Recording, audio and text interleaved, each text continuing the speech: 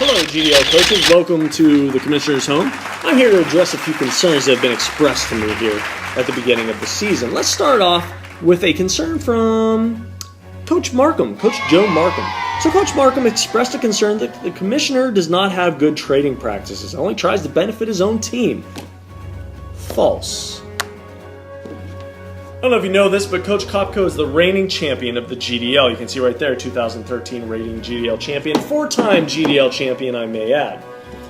So Commissioner Kopko last year won the GDL Cup.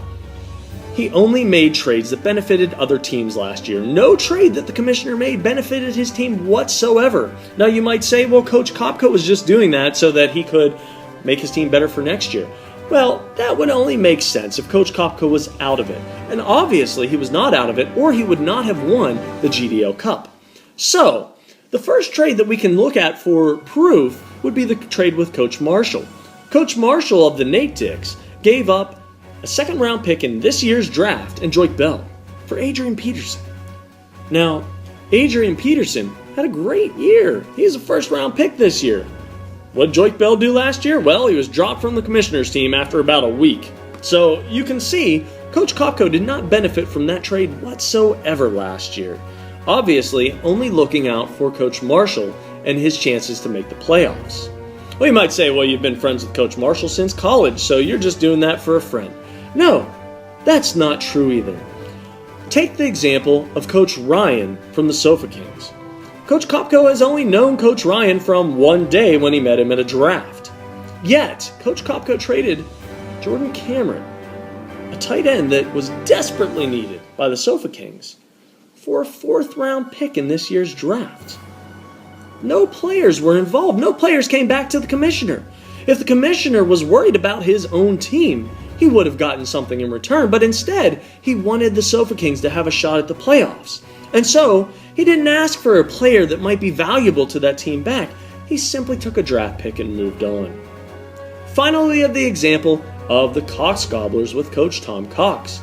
Coach Tom Cox sent a proposal for a fifth-round pick for, there's a Patriots wide receiver. Kembrell Tompkins, I believe was his name.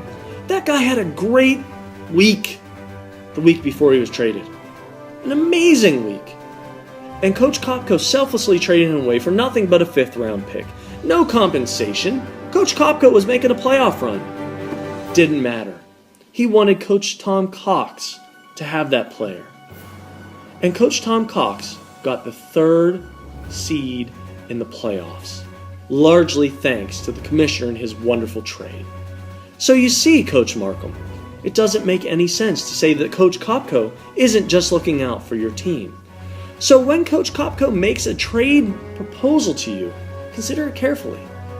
Coach Kopko just made a trade proposal to none other than Free Hernandez for Andre Ellington.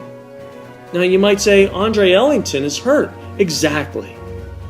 Coach Kopko knew about it well before anyone else. Well before it was broken in the news. But he made a nice, solid offer to Coach Patrick, and he was turned down. A day or two later, the news broke on Andre Ellington's foot. I can't help coaches that don't want to be helped, but I sure will continue to try. So thank you, Coach Markum, for your concern. Other concerns we'll address in other videos later on. Thank you.